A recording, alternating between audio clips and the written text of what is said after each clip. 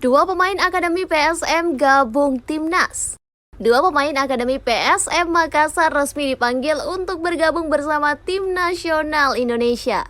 Keduanya adalah penyerang PSM U20 Dimas Adi Prasetyo dan gelandang PSM U16 Rohmat Nurhidayah. Dimas sendiri akan bergabung dengan Timnas Indonesia U20 sesuai dengan nomor surat panggilan. Dimas Adi akan ambil bagian dalam persiapan tim untuk menghadapi kompetisi ASEAN U19 Boys Championship pada Juni mendatang, juga untuk persiapan kejuaraan AFC Asian Cup 2027 Qualifier pada September mendatang. Sedangkan Rohmat Nurhidayah, dia akan bergabung dengan Timnas U17.